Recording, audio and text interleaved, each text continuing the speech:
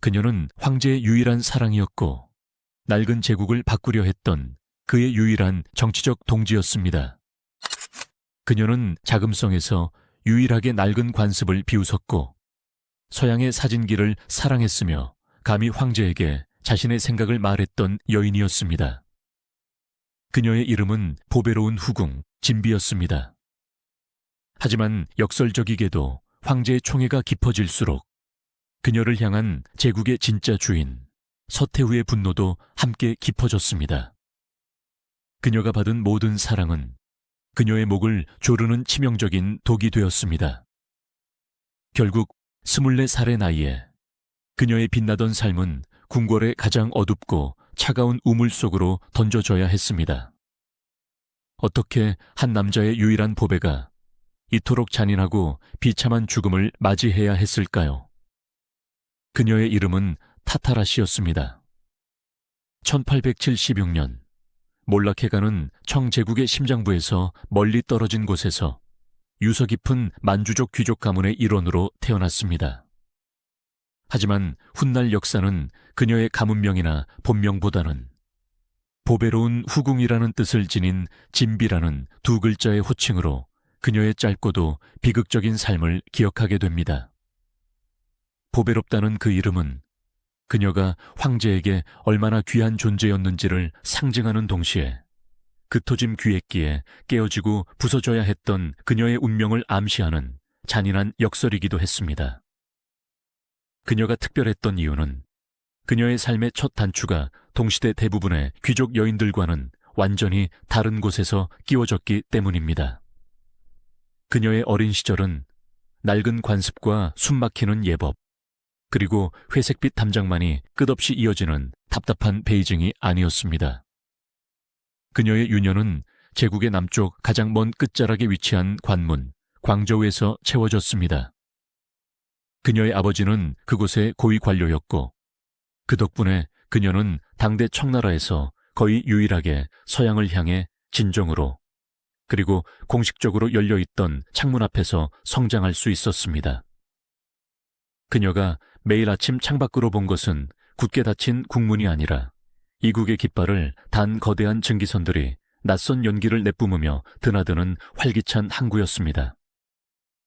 그녀가 들은 것은 침묵과 복종을 강요하는 내시들의 발소리가 아니라 알아들을 수 없는 다양한 언어와 새로운 사상, 그리고 활기찬 거래의 소음이 뒤섞인 시장의 소리였습니다. 그녀는 매일같이 쏟아져 들어오는 신기한 서양 물건들을 직접 만져보고 그것들이 어떻게 작동하는지 궁금해하며 자랐습니다. 이러한 환경은 그녀의 내면에 다른 귀족 여인들과는 근본적으로 다른 성품의 씨앗을 뿌렸습니다. 그녀의 영혼은 호기심이라는 자양분을 먹고 자랐습니다. 그녀는 솔직했고 총명했으며 무엇보다 낡은 것을 지키는 것보다 새로운 것을 탐구하기를 갈망했습니다. 그녀는 서양을 오랑캐나 두려움의 대상으로 보지 않았습니다. 오히려 그들의 힘과 지식의 근원을 적극적으로 이해하고 싶어 했습니다. 이 낯선 아이에게는 운명을 함께하게 될 2살 터울의 언니가 있었습니다. 훗날 금비라 불리게 될 그녀는 활기차고 때로는 통제 불가능해 보이기까지 하는 반항적인 동생과는 정반대의 기질을 지녔습니다. 언니는 조용하고 온화했으며 여인에게 요구되는 전통적인 규범과 예법에 완벽하게 순응하는 그 시대가 바라는 이상적인 여성이었습니다. 1888년 그녀의 나이 불과 13살, 그리고 언니가 15살 되던 해 광저우의 자유롭던 소녀들에게 베이징의 궁궐로부터 거부할 수 없는 명이 떨어집니다. 당시 17세였던 젊은 황제, 광서제의 후궁을 뽑는 간택에 참여하라는 것이었습니다.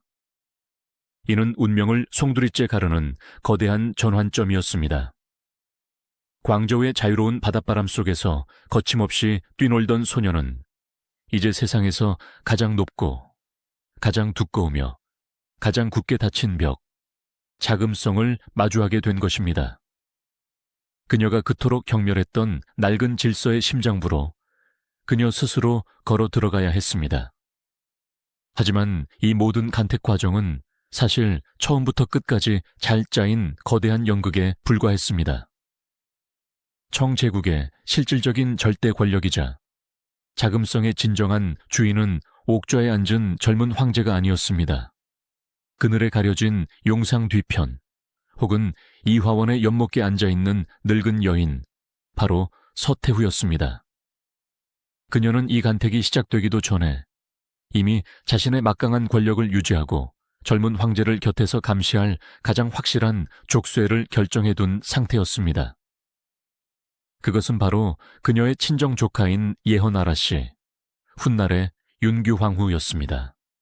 그녀를 광서제의 정실 부인인 황후로 내정한 순간 이 간택의 본질은 이미 정해졌습니다. 진비를 포함한 전국 각지에서 불려온 수백 명의 다른 귀족 여인들은 그저 이 거대한 정치적 쇼를 위한 구색 맞추기용 들러리에 불과했습니다. 그들의 역할은 그저 윤규황후의 위상을 높여주고 간택 과정이 공정했던 것처럼 꾸미기 위한 배경이 되는 것이었습니다.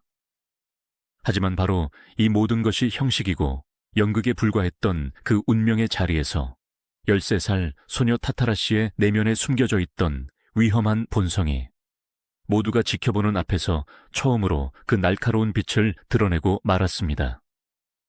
전에 내려오는 유명한 일화에 따르면 변화와 도전을 병적으로 혐오하고 자신의 절대 권위에 감히 토를 다는 것을 용납하지 않았던 서태후가 어린 소녀들을 위압하며 날카로운 질문을 던졌습니다.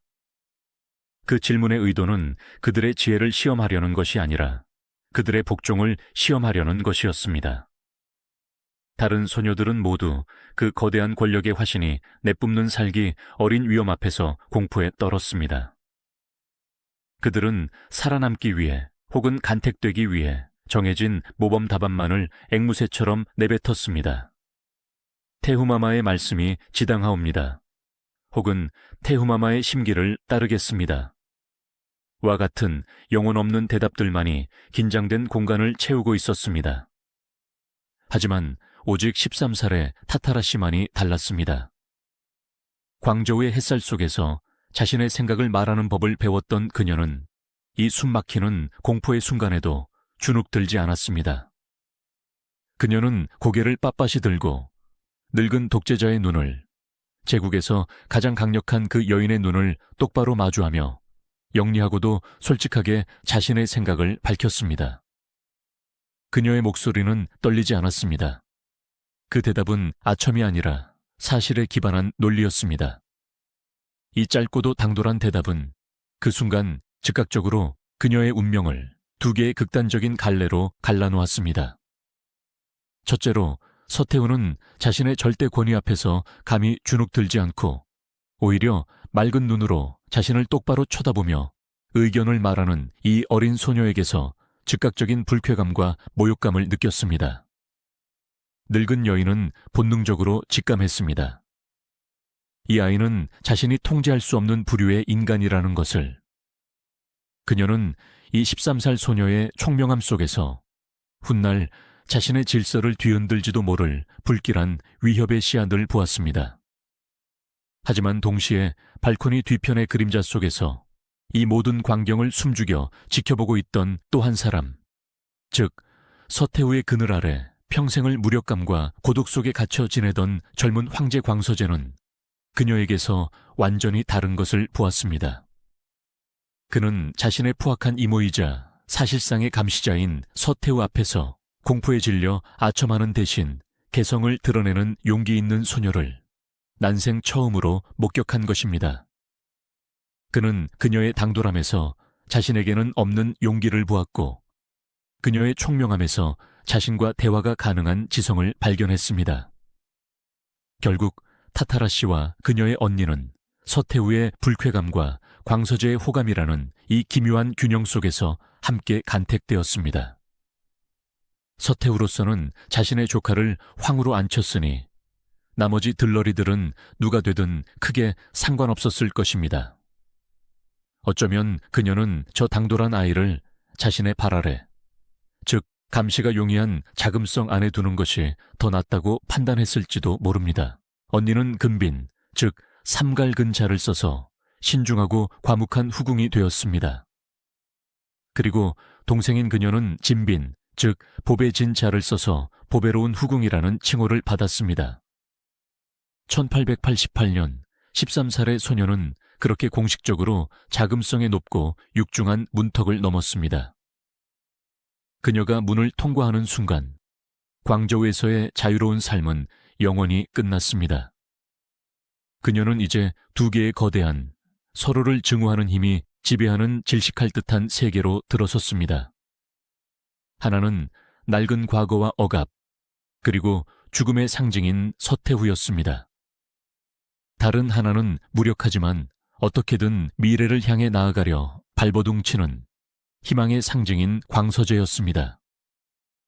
진비의 비극, 즉 빛과 어둠, 개인의 뜨거운 열망과 시대의 차가운 벽 사이의 거대한 투쟁은 그녀가 침묵하지 않기를 선택한 바로 그 순간부터 이미 거대하고 장엄한 비극의 서막을 올리고 있었습니다.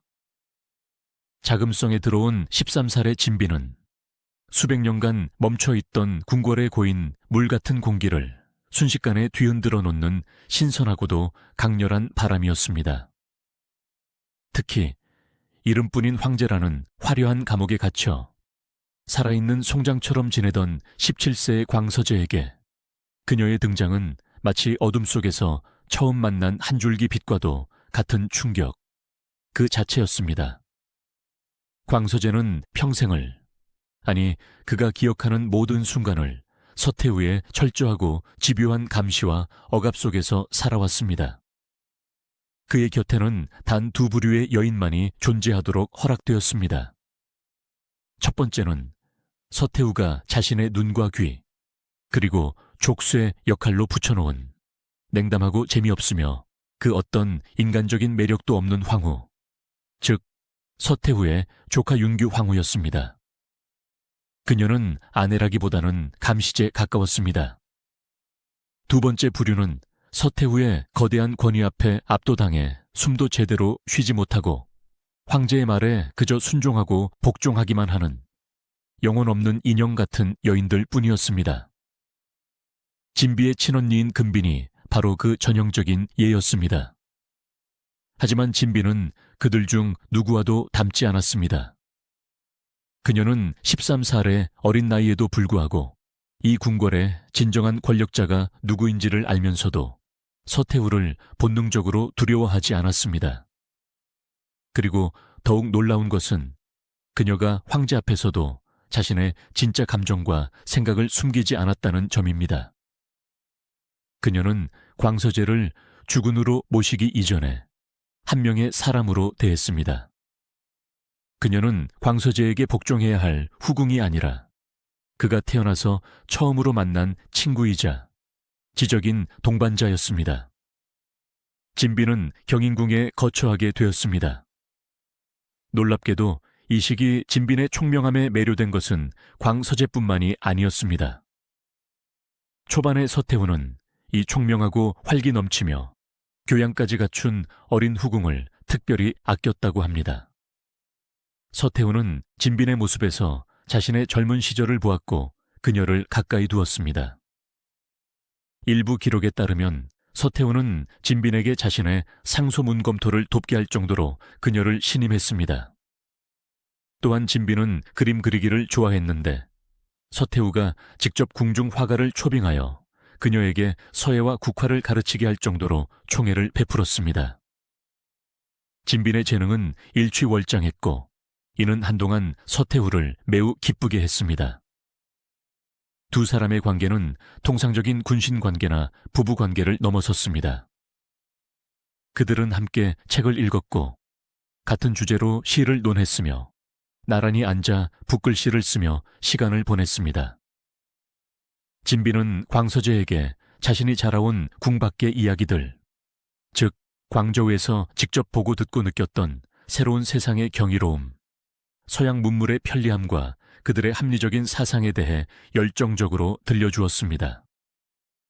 광서제는 자신과 달리 자유로운 영혼을 지녔으며 자신이 단 한 번도 상상해보지 못한 세계를 당연한 듯 말하는 이 총명한 소녀에게 속수무책으로 깊이 매료되었습니다. 답답하고 숨막히는 예법과 의례에 묶인 잿빛 궁궐에서 진빈의 거침없고 활기찬 웃음소리는 광서제가 유일하게 숨을 쉴 수 있는 숨구멍이었습니다. 이 시기 광서제의 모든 총애는 편파적일 정도로 오로지 진빈 한 사람에게만 쏟아졌습니다. 1894년 그녀의 나이 18세가 되던 해 광서제는 그녀를 빚내서 비로 한 단계 파격적으로 승격시킵니다. 물론 구색을 맞추기 위해 그녀의 언니 금빈도 함께 금비로 승격되었지만 황제를 포함한 궁궐의 모든 사람들은 그것이 오로지 동생 진비의 덕분임을 명백히 알고 있었습니다. 진비, 즉 보배로운 후궁이라는 그 칭호는 그녀를 향한 황제의 애정이 단순한 총애를 넘어 지적인 존중에 가까웠음을 상징적으로 보여주었습니다. 이것은 의심할 여지 없이 진비의 인생에서 가장 빛나고 가장 행복했던 짧은 봄날이었습니다. 그녀는 황제의 사랑을 얻었고 그 사랑을 통해 자신의 영향력을 확인했습니다. 하지만 그녀는 그 순간 깨닫지 못했습니다. 황제의 총애가 깊어지면 깊어질수록 그 빛이 밝아지면 밝아질수록 자금성의 진정한 주인이자 가장 깊은 어둠의 상징인 서태후의 분노와 질투 역시 그 빛에 비례하여 함께 깊어지고 있었다는 끔찍한 사실을 말입니다. 진비의 자유로운 성격은 곧 낡고 엄격한 궁궐의 규율과 정면으로 충돌하기 시작했습니다. 그녀는 여인에게 강요되는 답답하고 거추장스러운 궁중 복식을 병적으로 지루해했습니다. 때로는 황제를 즐겁게 한다는 명목으로 혹은 그저 자신이 편하다는 이유로 훌쩍 남장을 하고 나타나 엄격한 환관들과 보수적인 궁녀들을 경악하게 만들었습니다. 그녀의 이러한 행동 하나하나는 단순한 장난이 아니라 기존 질서에 대한 도전으로 받아들여졌습니다. 무엇보다 그녀는 자신의 모든 호기심과 새로움을 향한 갈망을 상징하는 당시로서는 가장 파격적인 물건에 막대한 돈을 쏟아붓기 시작했습니다. 그것은 바로 사진기였습니다. 당시 청나라 궁궐, 특히 서태후를 비롯한 보수적인 황실 어른들에게 사진은 인간의 혼을 빼앗아가는 불경스럽고 요사스러운 오랑캐의 물건으로 취급되었습니다. 서태후는 사진기를 혐오했고 그것이 궁 안으로 들어오는 것을 철저히 금지했습니다. 하지만 진비에게 사진기는 단순한 장난감이 아니었습니다. 그것은 그녀가 그리워하는 광저우의 새로운 세계와 닫힌 궁궐 안의 자신을 연결하는 거의 유일한 끈이었습니다. 그것은 순간을 기록하고 사실을 보존한다는 그녀가 매료된 경이로운 서양식 합리적 사고방식의 결정체였습니다. 그녀는 자신의 모든 인맥과 거금을 동원해 몰래 사진기를 궁 안으로 밀반입하는 데 성공했습니다. 그리고는 대담하게도 자금성 안에 자신의 처소에 자신만의 작은 사진관을 차렸습니다. 그녀는 멈춰있는 듯한 궁궐의 무미건조한 시간을 렌즈에 담기 시작했습니다. 자신을 감시해야 할 환관들의 우스꽝스러운 표정을 포착했고 늙은 궁녀들의 주름진 얼굴을 기록했으며 심지어 감히 하늘의 아들인 황제의 용안을 직접 찍는 당시로서는 상상도 할 수 없는 불경한 일을 저질렀습니다. 그녀는 화려하게 미화되고 박제된 전통적인 초상화가 결코 담아내지 못하는 살아있는 진짜 표정 그 자체에 매료되었습니다. 특히 그녀가 직접 남장을 하고 찍은 사진들은 황제의 여인이라는 정해진 굴레와 역할에서 벗어나고픈 그녀의 억눌린 욕망과 자유를 향한 갈망을 노골적으로 보여주는 듯 했습니다. 하지만 진비가 셔터를 누를 때마다 터지던 그 눈부신 빛은 서태후의 눈에는 자신의 권위를 불태우고 궁궐의 질서를 어지럽히는 불길한 불빛으로 보였습니다. 그녀가 장난처럼 입었던 남자의 옷은 음양의 조화를 깨뜨리고 황실의 기강을 무너뜨리는 불경의 상징 그 자체였습니다. 서태후의 분노는 남편을 빼앗긴 늙은 시어머니의 유치한 질투 따위가 아니었습니다. 그것은 훨씬 더 근본적이고 정치적인 것이었습니다. 그것은 바로 자신의 권력에 대한 정면 도전으로 받아들여졌습니다. 서태후의 분노에는 크게 두 가지 핵심적인 이유가 있었습니다. 첫째, 진비는 서태후가 공들여 세운 궁궐 내의 권력 구도를 근본부터 무너뜨렸습니다. 서태후는 자신의 친정 조카인 윤규황후를 정실황후로 앉혀 그를 통해 광서제를 감시하고 통제하려 했습니다. 황후의 권위는 곧 서태후 자신의 권위였습니다. 하지만 광서제는 서태후가 정해준 그 감시자를, 즉 자신의 아내를 거들떠보지도 않았습니다. 그는 오직 진비의 처소에서만 잠을 잤고 진비와만 대화를 나누었습니다. 이는 황후를 내세운 서태후의 권위를 황제가 공개적으로 그리고 매일 밤 무시하고 짓밟는 행위였습니다. 진비의 존재 자체가 서태후의 가장 중요한 인사를 처참한 실패로 만들어버린 것입니다. 둘째, 그리고 이것이 서태후에게는 더욱 치명적이었습니다. 진비는 단순한 애첩의 수준을 넘어섰습니다. 그녀는 광서제의 정치적 동지가 되어가고 있었습니다. 광서제는 겉으로는 무력해 보였지만 속으로는 서태후의 억압적인 그늘에서 벗어나 황제로서의 실권을 되찾고 몰락해가는 청나라를 개혁하고자 하는 뜨거운 열망을 품고 있었습니다. 하지만 궁궐 안의 그 누구도, 심지어 그의 스승들조차 감히 서태후의 심기를 거스르며 그의 편에 서지 못했습니다. 유일하게 진비만이 그의 생각에 적극적으로 동조했습니다. 그녀는 단순한 동조를 넘어 광서제에게 변법, 즉 법을 근본부터 바꾸어야 한다는 개혁의 필요성을 적극적으로 이야기했습니다. 그녀는 서양의 제도를 받아들여야만 나라가 살 수 있다고 자신이 본 광조의 사례를 들어가며 황제를 설득하고 속삭였습니다. 10대의 단순한 호기심으로 시작되었던 그녀의 서양 사랑은 이제 황제의 마음에 개혁이라는 거대하고 위험한 정치적 불씨를 당기는 기름이 되고 있었습니다. 서태후는 진비의 그 발랄하고 철없어 보이던 웃음소리 뒤에서 자신의 절대 권력을 송두리째 무너뜨릴 수도 있는 무서운 반역의 싹을 보았습니다. 서태후에게 진비는 더 이상 10대의 어리고 철없는 후궁이 아니었습니다.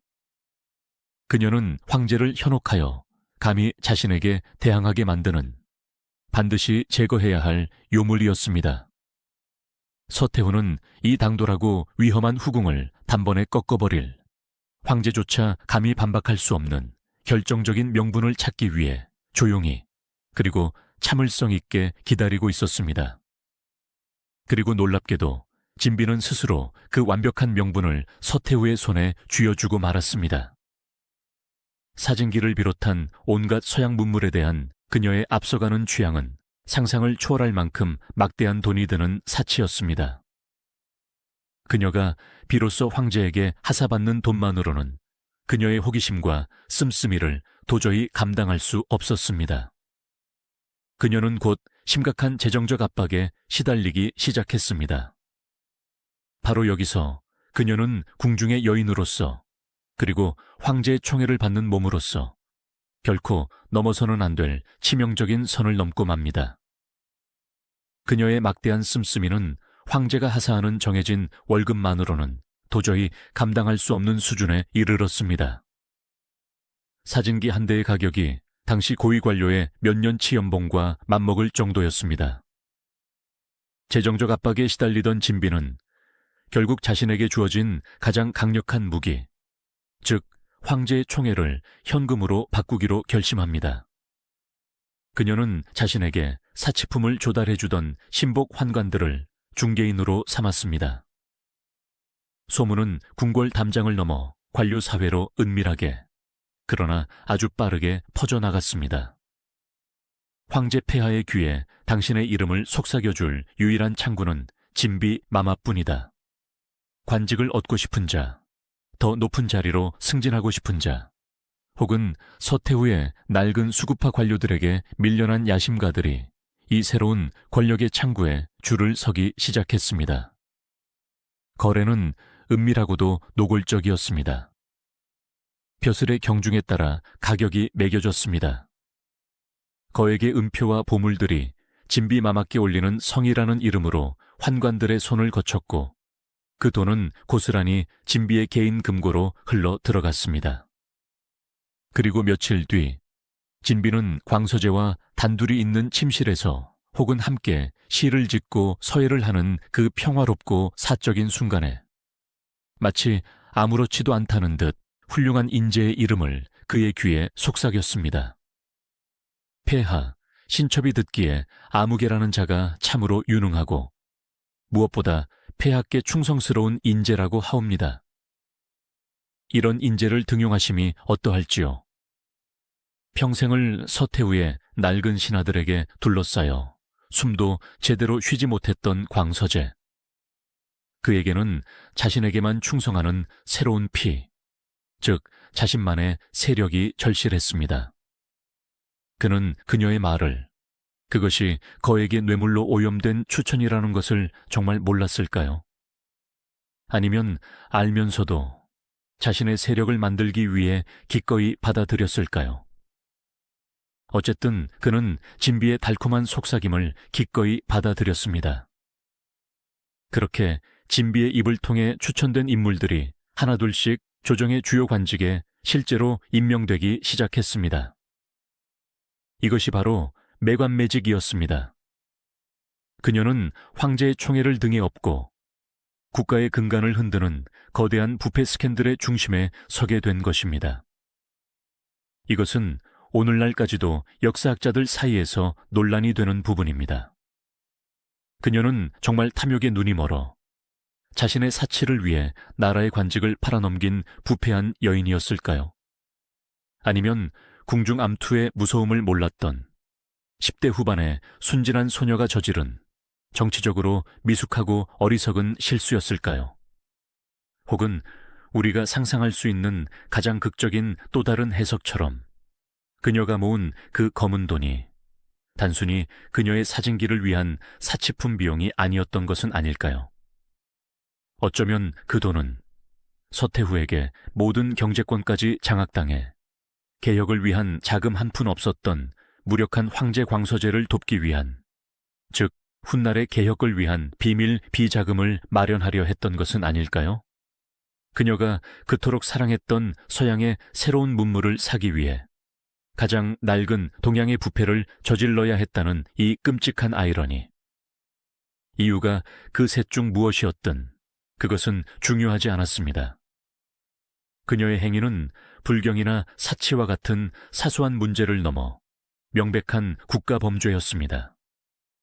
서태후는 이 순간을 놓치지 않았습니다. 그녀의 거대한 정보망은 진비의 모든 행동을 낱낱이 지켜보며 기록하고 있었습니다. 드디어 황제의 총애라는 방패로도 막아줄 수 없는 완벽하고도 치명적인 덫이 준비되었습니다.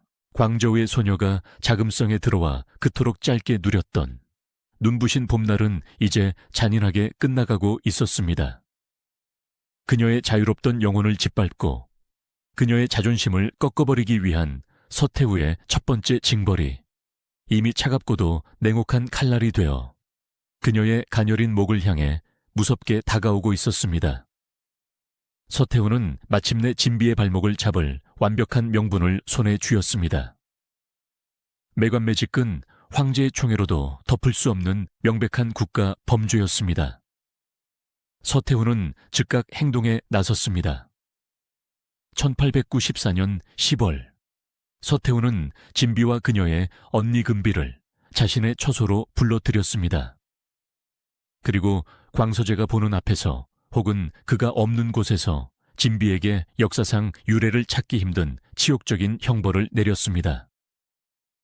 기록에 따르면 그녀는 비의 신분에서 귀인으로 무려 2단계나 강등당했습니다.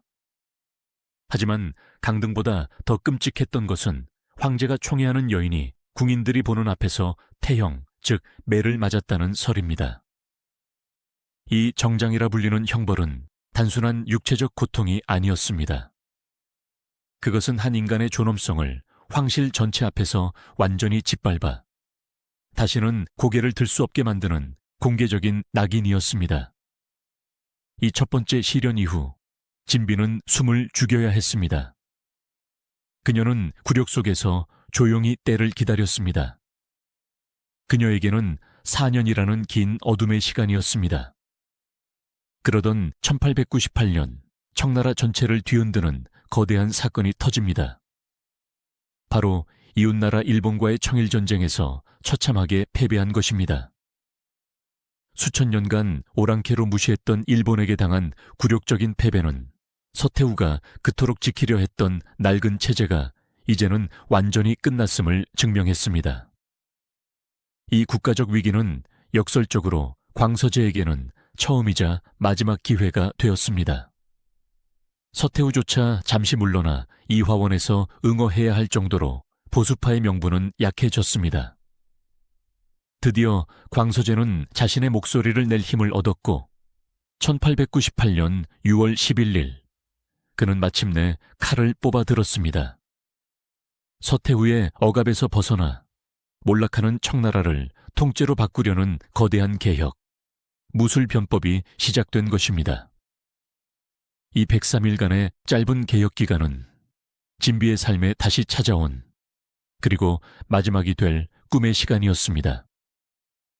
이것은 단순한 정치개혁이 아니었습니다. 그것은 그녀가 광조에서 보았던 새로운 세상, 그녀가 황제와 함께 오랫동안 비밀스럽게 나눠왔던 그들의 세상이었습니다. 4년 전의 굴욕으로 모든 것을 잃었던 진비는 이 변법의 가장 강력하고 열렬한 지지자이자 광서제의 유일한 정치적 동지였습니다. 이 103일 동안 자금성은 거대한 혁명의 중심지가 되었습니다. 광서제는 강유웨이 같은 개혁파 관료들을 등용하여 매일같이 수십 개의 새로운 법령을 쏟아냈습니다. 수천 년간 이어져 온 과거 제도를 폐지하고 서양식 학교를 세우며 새로운 군대를 만들고 낡은 관청을 없애는 그야말로 천지가 개벽하는 수준의 급진적인 개혁이었습니다. 그리고 이 모든 격동의 중심에는 광서제와 함께 밤을 새워가며 개혁안을 검토하고 서양의 서적을 번역해 읽으며 그의 용기를 북돋웠을 진비가 있었습니다. 그녀는 더 이상 매관매직이나 하던 철없는 후궁이 아니었습니다. 그녀는 새로운 제국의 설계자 중 한 명이었습니다. 그녀는 매일 밤 서태후의 그림자가 사라진 새로운 궁궐, 낡은 관습이 아닌 합리적인 법이 통치하는 나라, 그리고 자신과 광서제가 진정한 부부이자 시대를 이끄는 통치 파트너가 되는 미래를 그렸을 것입니다. 이 103일 동안 그녀는 자신이 그리고 광서제가 드디어 이기고 있다고, 낡은 벽을 무너뜨리고 있다고 진심으로 믿었습니다. 하지만 그들의 꿈은 너무 급진적이었고 103일 만에 모든 것을 바꾸려는 열망은 너무 성급했습니다. 그리고 무엇보다 그들은 여전히 살아있는 권력, 서태후의 무서움을 과소평가했습니다. 서태후는 이화원에 물러나 있었지만 이 모든 개혁을 황제가 조상의 법도를 어지럽히고 나라의 근간을 뒤흔드는 반역으로 규정하고 있었습니다. 그녀에게 이 개혁은 나라를 구하는 길이 아니라 자신의 권력을 영원히 빼앗으려는 쿠데타로 보였습니다. 개혁이 시작된 지 불과 103일 만인 1898년 9월 21일, 서태후는 군대를 동원해 무술 정변을 일으켰습니다. 그녀는 이화원에서 돌아와 광서제를 가두고 개혁을 주도했던 6명의 신하들을 재판도 없이 참수했습니다. 광서제는 영대라는 자금성 안에 작은 섬에 유폐되었습니다. 그곳은 물로 둘러싸인 완벽한 감옥이었습니다. 황제로서의 모든 권력은 공식적으로 박탈당했고 그는 살아있는 시체나 다름없는 신세가 되었습니다. 그렇다면 서태후의 분노의 본질이자 이 모든 반역의 배후로 지목된 진비는 어떻게 되었을까요? 서태후는 개혁을 실패로 돌린 그 즉시 진비를 체포했습니다. 그녀의 죄목은 4년 전의 매관매직이 아니었습니다. 그것은 훨씬 더 무거운 황제를 현혹하여 국가의 대사를 그르쳤다는 정치적 죄목이었습니다. 그녀는 황제의 총애받는 후궁에서 하루아침에 국가의 적이 되었습니다. 그녀는 모든 칭호와 예우를 박탈당한 채 자금성 북쪽 구석에 있는 버려진 별궁 북삼소에 감금되었습니다. 이곳은 죄를 지은 궁인들이나 잊힌 후궁들이 죽음을 기다리던 냉궁이라 불리는 지옥이었습니다. 그녀가 사랑했던 사진기도, 그녀가 읽었던 서양의 책들도 모두 사라졌습니다. 그녀에게 남은 것은 사방이 막힌 차가운 벽과 서태후의 무자비한 감시뿐이었습니다. 13살의 그녀는 그렇게 자금성의 문턱을 넘었다. 북삼소는 이름뿐인 궁전이 아니었습니다. 그곳은 자금성 북쪽 구석, 가장 외지고 음습한 곳에 위치한 살아있는 사람들의 무덤이었습니다. 이곳은 황제의 기억에서 잊힌 후궁이나 중죄를 지은 궁인들이 마지막 숨을 거두기 위해 던져지던 그야말로 냉궁이었습니다. 1898년 가을 22살의 진비는 이곳에 갇혔습니다. 그녀가 사랑했던 황제 광서제 역시 물에 둘러싸인 감옥 영대에 갇혔습니다. 두 사람은 지척에 있었지만 서로의 생사조차 알 수 없는 세상에서 가장 먼 거리에 놓이게 되었습니다. 진비의 삶은 그 순간 나락으로 떨어졌습니다. 황제의 총애를 받던 진비는 사라지고 죄인 타타라 씨만 남았습니다. 그녀의 모든 화려한 비단옷과 보석들은 빼앗겼습니다. 그녀에게는 거친 죄수복과 다름없는 누추한 옷만이 주어졌습니다. 산의 진미를 받던 그녀의 식사는 이제 문 아래 뚫린 작은 구멍을 통해 개나 고양이에게 던져주듯 밀어넣는 형편없는 음식물 찌꺼기로 바뀌었습니다. 하지만 진비를 가장 고통스럽게 한 것은 이러한 육체적인 학대가 아니었습니다. 그것은 바로 고립과 굴욕이었습니다. 그녀는 자신을 감시하는 환관들의 철저한 통제에 놓였습니다. 한때는 진비마마의 눈짓 하나에 벌벌 떨던 환관들이 이제는 서태후의 눈과 귀가 되어 그녀를 조롱하고 감시했습니다. 그녀는 서태후의 허락 없이는 단 한 걸음도 방문 밖으로 나갈 수 없었습니다. 유일하게 면회가 허락된 사람은 그녀의 언니, 금비뿐이었습니다. 하지만 겁이 많고 순종적이었던 금비는 서태후의 감시가 두려워 동생을 찾아와도 그저 눈물만 흘리다 돌아갈 뿐 아무런 위로도 도움도 되지 못했습니다. 이 끔찍한 고립 속에서 한때 광저우의 햇살처럼 빛나던 그녀의 영혼은 서서히 무너져 내렸습니다. 그녀는 이 억울함과 절망을 견딜 수 없었습니다. 기록에 따르면 그녀는 감금 초기 자신을 감시하는 환관들에게 욕설을 퍼붓고 서태후를 저주하며 격렬하게 저항했다고 합니다. 그녀는 자신의 처지를 받아들이지 못하고 어떻게든 이 벽을 넘어가 감금된 황제에게 자신의 소식을 전하려 발버둥 쳤습니다. 하지만 그녀가 저항할수록 감시의 벽은 더욱 높아졌고 그녀에게 돌아오는 것은 더욱 가혹한 징벌뿐이었습니다. 이 모든 불손한 태도는 환관들에 의해 서태후에게 낱낱이 보고되었습니다. 서태후의 눈에 진비는 여전히 반성할 줄 모르는 요물이었고 황제를 홀린 죄인이었습니다. 시간이 흐르면서 그녀의 격렬했던 분노는 점차 절망으로 그리고 광기로 변해갔다는 설도 있습니다. 매일 밤 그녀는 담장 너머 어딘가에 있을 황제를 부르며 울부짖었을 것입니다. 자신의 선택이, 자신의 꿈이 이런 끔찍한 결과를 가져왔다는 죄책감과 아무것도 하지 못하는 무력한 황제에 대한 원망이 그녀를 동시에 갉아먹었습니다. 그녀가 그토록 사랑했던 새로운 세상은 결국 그녀를 세상에서 가장 좁고 어두운 감옥에 가둬버린 셈이었습니다. 그렇게 1년이 지나고 2년이 흘렀습니다.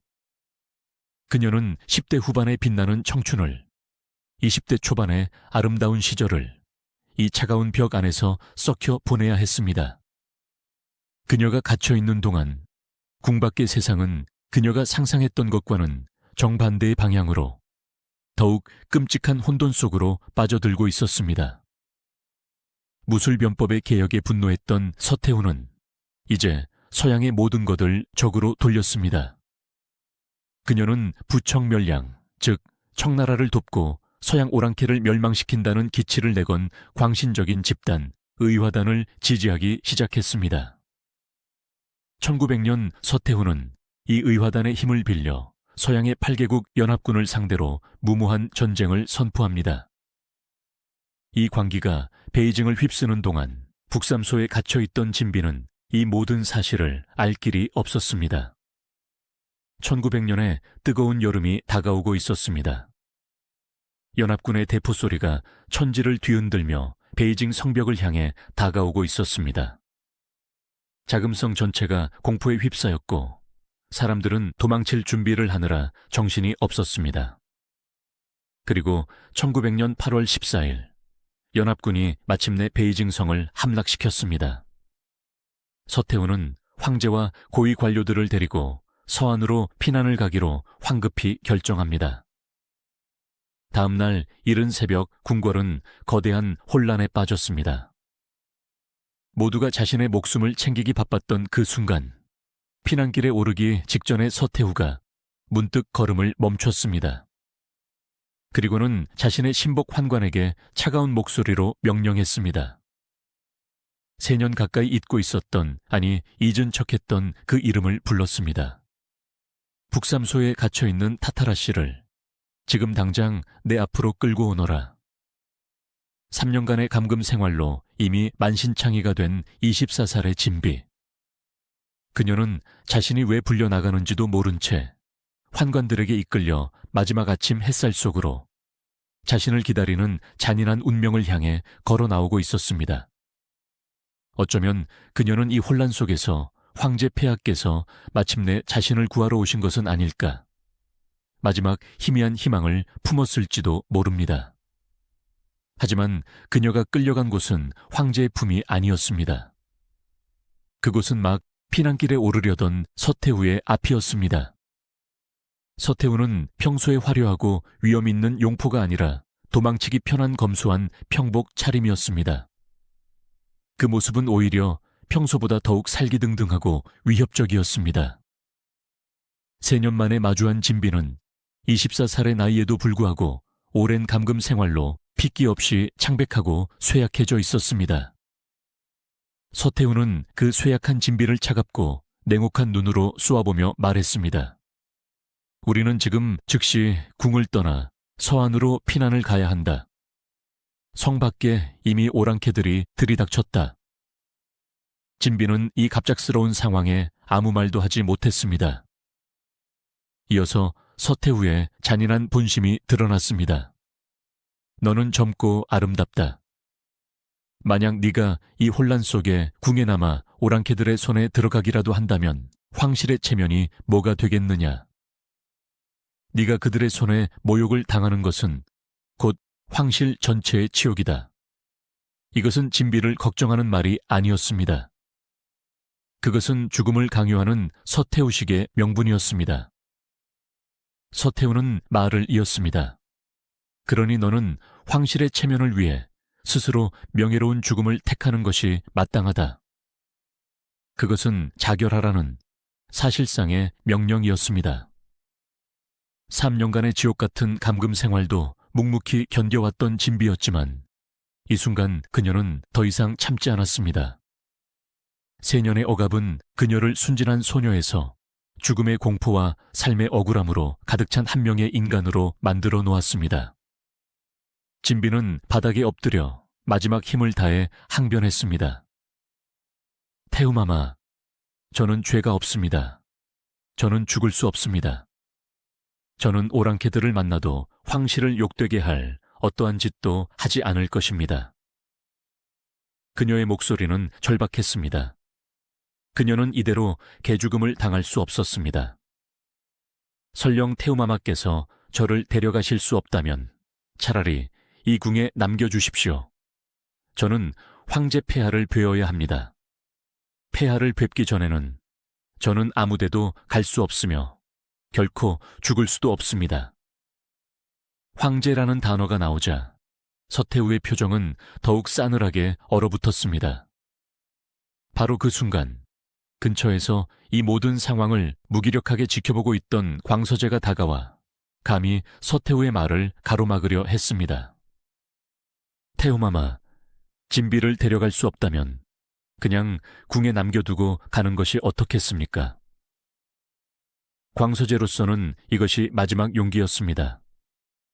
하지만 서태후는 광서제의 말을 불같이 끊어버렸습니다. 내 목숨 하나 부지하기도 힘든 이 판국에 감히 저 요물을 챙기겠다는 것이냐?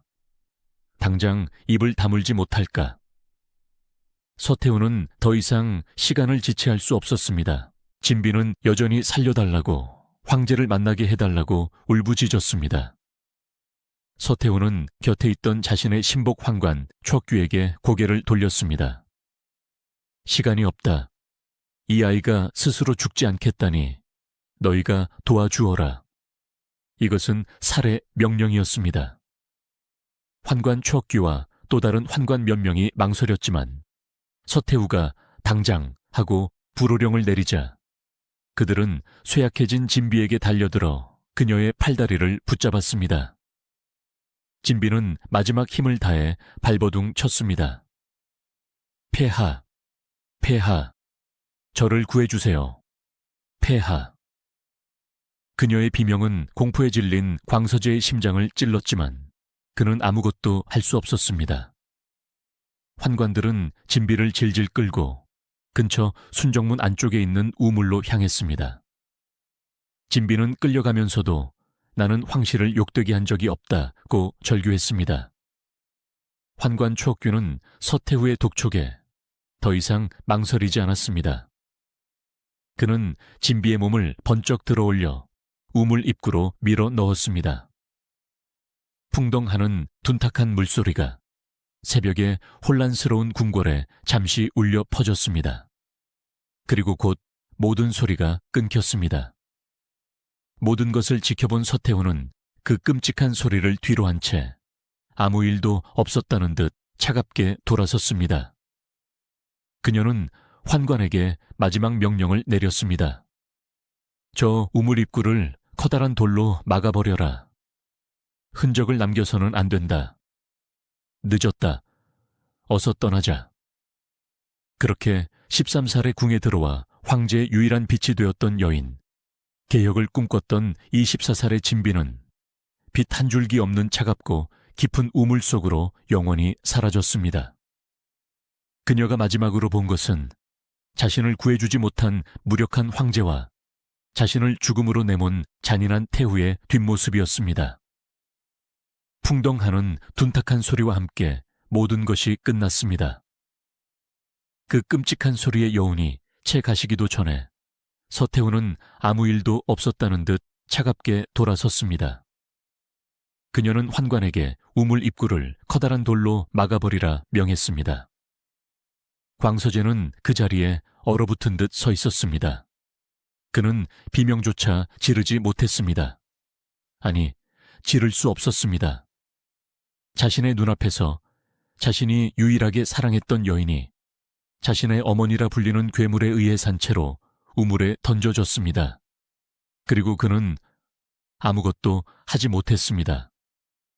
이 순간 황제로서의 그가 아니라 한 인간으로서의 광서제는 완전히 죽었습니다. 서태후는 시간이 없다. 어서 떠나자고 재촉했습니다. 끔찍한 살해 현장은 그렇게 버려졌고 황실의 피난 행렬은 서안을 향해 황급히 자금성을 빠져나갔습니다. 2년여에 걸친 피난길은 굴욕 그 자체였습니다. 제국의 최고 통치자들은 백성들의 비난과 굶주림 속에서 쫓기듯 도망쳤습니다. 하지만 서태후는 그 와중에도 생존을 도모했습니다. 반면 광서제는 살아있는 송장과 다름없었습니다. 그는 피난길 내내 거의 말을 하지 않았고 멍하니 허공만을 바라보았습니다. 그의 영혼은 이미 베이징의 그 차가운 우물 바닥에 진비와 함께 갇혀버린 뒤였습니다. 훗날 서태후는 자신의 끔찍한 범죄를 정당화하고 역사를 왜곡해야 했습니다. 그녀는 진비가 외국 군대에게 모욕을 당하지 않기 위해 스스로 우물에 몸을 던져 절개를 지켰다는 식으로 이야기를 꾸며냈습니다. 심지어는 진비가 피난길에 오르기 전 자신에게 무례하게 굴어 황실의 법도를 어겼기에 어쩔 수 없이 처벌했다는 뻔뻔한 변명까지 늘어놓았습니다. 그녀에게 진비의 죽음은 거슬리는 벌레 한 마리를 치운 것과 다르지 않았습니다. 그들이 서안에서 굴욕적인 협상을 벌이는 동안 자금성의 그 우물은 1년 넘게 굳게 닫혀 있었습니다. 24살의 젊은 후궁 진비의 시신은 그 차가운 물속에서 아무도 돌보지 않는 어둠 속에 방치되어야 했습니다. 그녀가 그토록 사랑했던 빛은 단 한 줄기도 그녀의 마지막 안식처를 비추지 못했습니다. 1901년 말 서태후와 광서제는 연합군과의 굴욕적인 신축 조약을 맺고 그들의 허락을 받아 베이징으로 궁궐은 약탈당하고 황폐해져 있었습니다. 하지만 광서제에게 돌아온 자금성은 그저 폐허가 된 건물이 아니었습니다.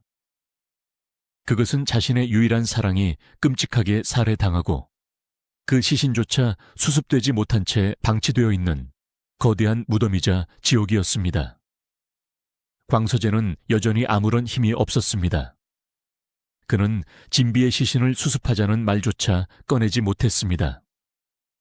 바로 그때 평생을 동생의 그늘에 가려져 조용하고 겁 많게만 보였던 한 여인, 진비의 친언니 근비가 나섰습니다.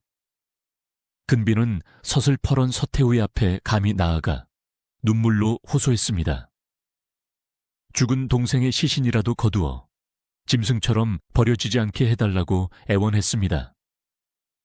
이미 진비는 죽었고 자신의 정치적 목적은 달성되었습니다. 서태후는 절개를 지켜 죽은 진비를 위하는 척 마지못해 근비의 청을 은혜롭게 허락했습니다. 1년 넘게 돌로 막혀있던 우물은 마침내 열렸고 끔찍하게 부패한 진비의 시신은 그제야 어두운 물속에서 건져 올려졌습니다. 근비는 자신의 사비를 털어 동생을 후궁의 예법에 맞게 간신히 장례 치러주었습니다.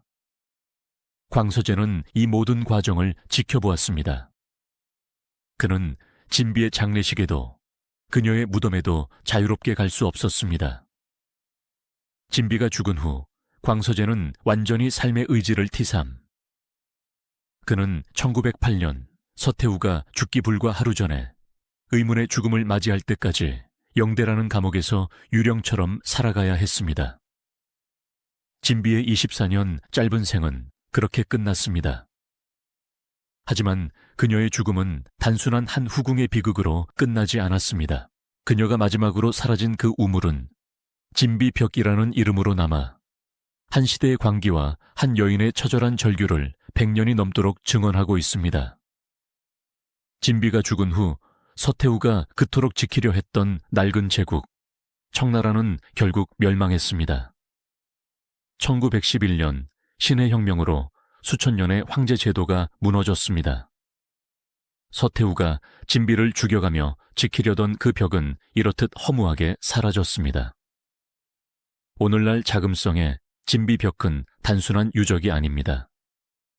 그것은 한 시대의 광기가, 낡은 체제가 한 개인의 자유로운 영혼을 얼마나 잔인하게 짓밟을 수 있는지를 보여주는 역사의 생생한 흉터입니다.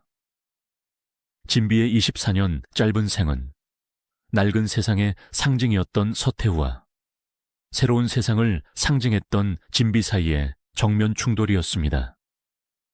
그녀는 빛을 상징하는 사진기를 사랑했지만 결국 가장 어둡고 차가운 물속으로 던져졌습니다. 어쩌면 그녀의 비극은 시대보다 너무 일찍 태어났기 때문인지도 모릅니다. 그녀의 이야기가 100년이 지난 오늘날 우리에게 깊은 울림을 주는 이유는 그 속에 억울하게 꺾인 꿈과 열망, 즉 한해의 정서가 담겨 있기 때문입니다. 오늘 우리가 이 어두운 우물 안을 들여다볼 때 우리는 그저 비참하게 죽어간 한 여인이 아닌 나로 살고 싶었던 한 인간의 처절한 외침과 그녀의 마지막 존엄을 봅니다.